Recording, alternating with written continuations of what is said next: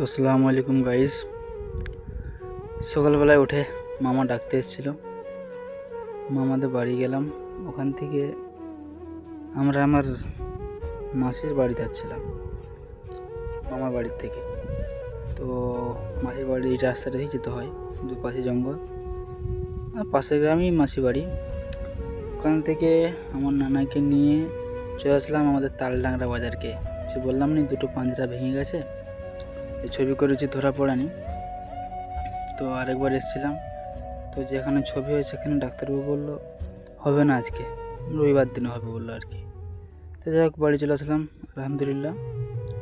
তো বাড়ি এসে আমার যে ধানগুলো লাগিয়েছিলাম আমি, ধান জমির দিকে গিয়ে দেখলাম যে হাঁসে পুরো ঘেঁটে দিয়েছে।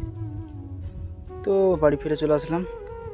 তো সন্ধেবেলায় আমার একটা আত্মীয় বাড়ি গেছিলাম, আমার বউয়ের আত্মীয়।